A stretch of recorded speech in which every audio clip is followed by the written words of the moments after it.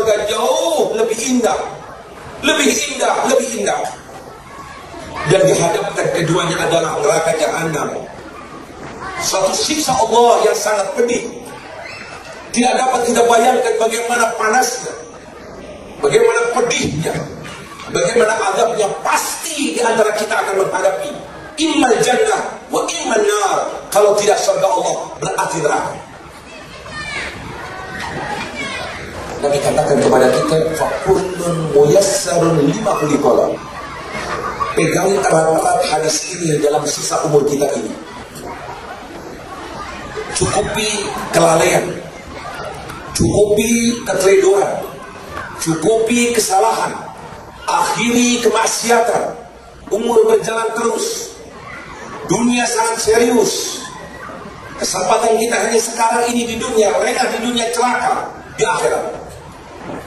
Sukses di dunia, waspada di dunia, perhatian di dunia, selama-lamanya kau akan menikmati dari janji-janji Allah. Kita diciptakan bukan untuk bermain-main, tidak.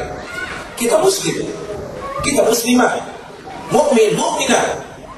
Diturunkan Al-Quran, diutus Nabi Muhammad.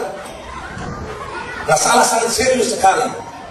Nabi katakan kepada kita, seandainya kita tahu apa yang akan kita alami besok, niscaya kita akan lebih banyak menangis daripada kita tertawa di dunia ini. Hanya saja kita sering lalai dan tidak sadar. Lihatlah hadis ini. Nabi tegaskan kepada kita, sesungguhnya manusia diciptakan, dimudahkan, disenangkan di dunia. Untuk apa dia diciptakan? Kalau memang manusia itu besok Allah ciptakan surga, dan pasti ciptakan manusia-manusia yang akan menempati surga itu. Surga tidak kosong, pasti nanti ada penduduknya. Siapa penduduk surga itu?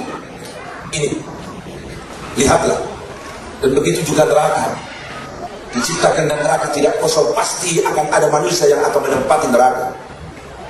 Maka Rasulullah menegaskan kepada kita, ingin tahu siapa penduduk surga, siapa penduduk neraka? Lihatlah. Dia dimudahkan oleh Allah apa dalam kehidupannya? Digerakkan hatinya oleh Allah apa? Disenangkan apa? Fakullun muyassarun lima khuliqala. Setiap manusia digampangkan, dimudahkan. Untuk apa dia diciptakan? Kalau memang dia diciptakan sebagai penduduk surga, dia akan senang dengan amalan-amalan sebagaimana amalan-amalan orang-orang ahli surga.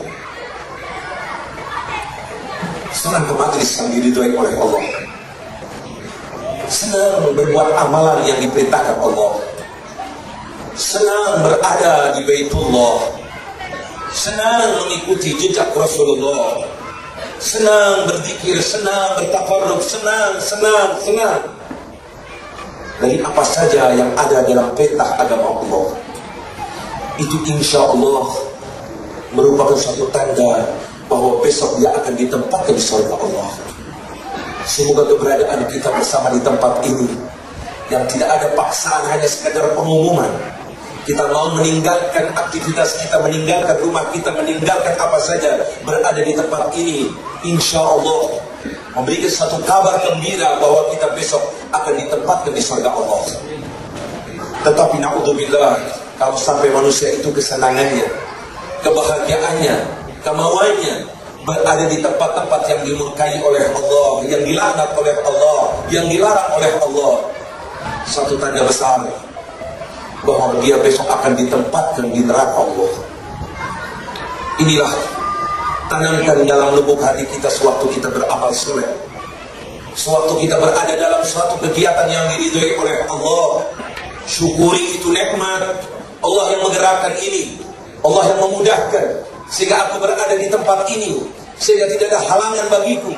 Syukuri itu nikmat. Dengan kita menjaganya, dengan kita menjaga itu nikmat, Allah akan menambah daripada nikmat-nikmat yang lainnya kepada kita. Belum lagi tajuk kita malam ini, insaflah sebelum ajal tiba. Saya sendiri sebagai pembawa syarahan ini ngeri untuk berbicara. Tentu saja bukan sekedar omongan yang akan saya bawakan dan ditujukan kepada orang-orang yang ada di hadapan. Pertama kali itu akan menuju pada diri saya. ajal. Garis terakhir dari kehidupan kita di dunia. Sebelum kita harus apa yang kita lakukan, maka hendaknya kita selalu mengingat bahwa kita sebentar lagi, mau tidak mau, pasti akan datang ajal kita. Akan datang satu saat, aku tinggalkan rumahku, aku tinggalkan keluargaku, aku tinggalkan dunia ini, dan aku akan berada di satu tempat yang sangat mengerikan. Secara logika, akal kita akan berbicara betul. Pasti kita akan mati. Pasti akan meninggalkan, pasti akan datang ajal, sudah jelas. Hanya saja sekedar akal yang menerimanya. Hati kita, maaf, kadang-kadang mungkin menolak akan hal itu. Kalau kita ditanya, Fulan, Ibn Fulan, orang yang hebat itu, apakah akan hidup selama-lamanya ataukah pasti akan meninggal?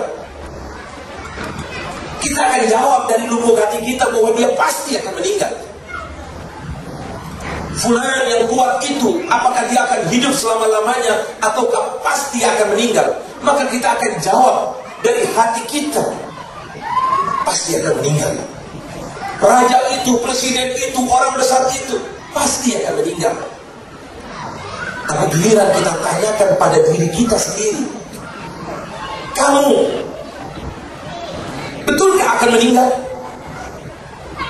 Akan masuk ke liang kubur? Kau akan dimandikan, kau akan disolati? Betulkah hal itu? Bisa-bisa kalau kita munsif, kita akan jawab mungkin tidak. Orang lain saja yang akan meninggal. Buktinya, kita kadang-kadang mengantar jenazah, mengantar saudara kita ke liang kubur, kita sholati dan kita antar dan kita masukkan ke liang kubur, dan tidak ada perasaan apapun bahwa dirinya sebentar lagi akan menyusul. Perasaan kita hanya orang lain saja yang akan meninggal. Imam Ali bin Abi Thalib dengan segala keluasan ilmunya mengatakan, ka'annal maut ala ghairina kutib. Seakan-akan kematian ini hanya orang lain saja. Fulan meninggal, tidak masalah. Dengan fulan meninggal, tidak masalah. Fulan meninggal, sudah sewajarnya manusia meninggal. Dan tidak ada pemikiran bahwa dirinya sedang menunggu giliran. Kalau kau sekarang memandikan saudaramu, pikirkan sebentar lagi kau yang akan dimandikan. Kau akan menjadi seperti itu. Tanganmu tidak lagi bergerak, dimandikan, disiram.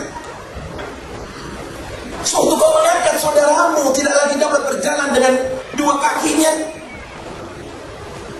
Sebentar lagi yang diangkat adalah kau. Suatu kau melihat saudaramu disolati, ingatlah akan datang satu saat kau yang disolati. Suatu kau melihat saudaramu dimasukkan ke liang kubur, akan datang saatnya kau yang dimasukkan. Yang berada di tempat itu adalah kau. Rasa ini kadang-kadang tidak ada.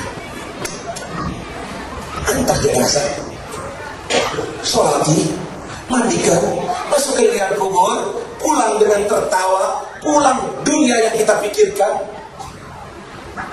Bahkan mungkin kita mengantar jenazah dan sempat kita tertawa. Seakan-akan yang mati orang itu saja. Saya tidak akan mati. Tidak. Ini penyakit inilah yang ditakutkan oleh baginda Rasul Sallallahu Alaihi Wasallam. Kalau kita sudah melupakan akan kematian, angkat tangan. Sudah. Kita akan terbawa oleh arus dunia.